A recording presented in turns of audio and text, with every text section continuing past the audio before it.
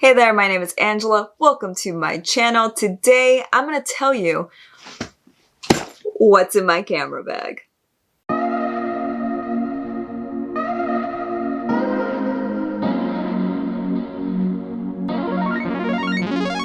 First things first, I'd like to talk about the actual camera bag or backpack that I carry everything in. I've had this thing for about 11 months now and I don't have any complaints as of yet. I got it on Amazon from a brand called BagSmart and I'll link it down below. I really like the look of it. It does come in different colors if this color isn't for you. I personally like this color a lot because when I take it places, usually on hikes and whatnot, at some point during my trips, it's gonna end up on the ground because, I don't know, I put stuff on the ground and whenever it lays down on the dirt, I can't even tell if it gets dirt on it because of the color. And I don't know if this material just like absorbs everything, but I haven't had any issues with it getting dirty yet. I also really like the functionality of it. It has a lot of different pockets and compartments for your camera equipment, but also for your laptop, for your water bottle, and for your tripod as well, which brings me to the tripod. So I guess this kind of counts as what's in my camera bag, even though it's on the exterior. To be honest, before I started recording this video, I didn't even know what brand this tripod was. It is Zone I. It's just a generic tripod. I don't know where I got it because I didn't buy it for myself. I got it from someone else.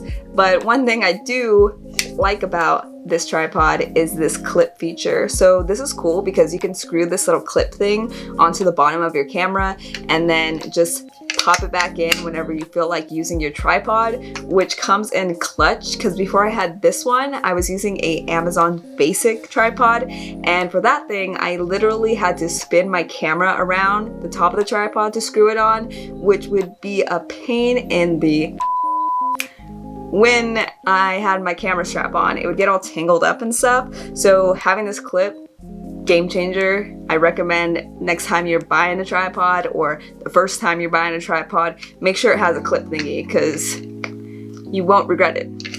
Moving on to what's actually inside of my camera backpack. So if you can't tell from the title already, I have a Canon M50. That's usually in my backpack, but I'm shooting this video with it, so it is currently not in my backpack. But with my Canon M50, I usually carry around 4 lenses. I have 5, but I always keep one at home, and that one is my kit lens that my Canon M50 came with.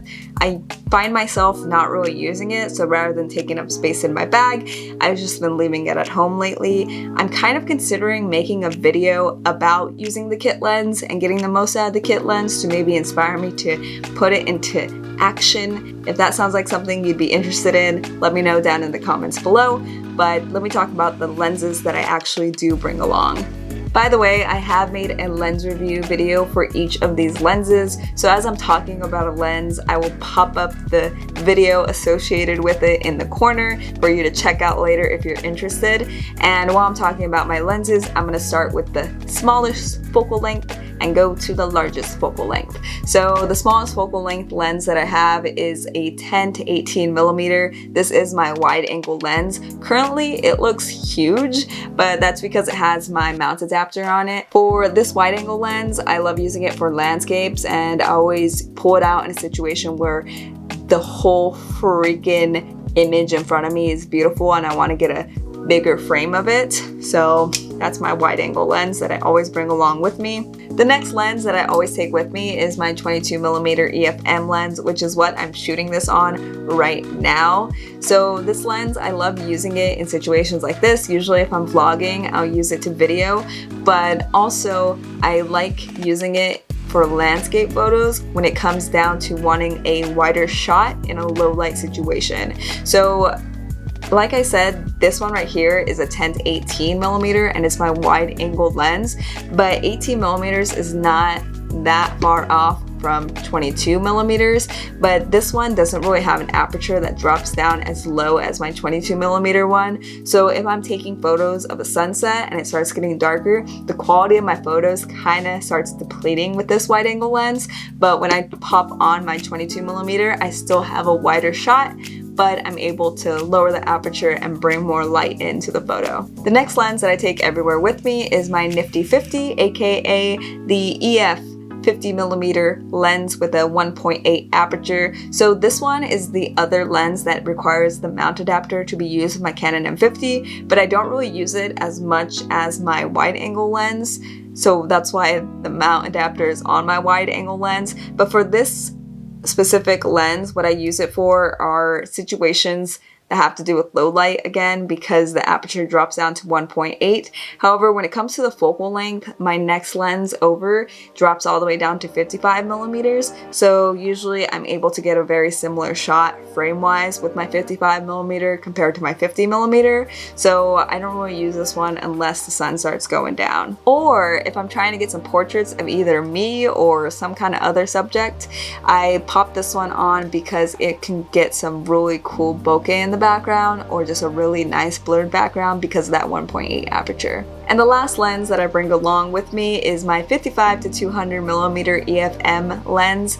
This one I really love to use for landscape photos because it allows me to zoom in to different things that I couldn't zoom into with the other lenses that I just mentioned. But like I said earlier, I made a video on this lens, on every single one of these lenses. So if you want to dive deeper into what this lens is capable of, go ahead and check out that video right there.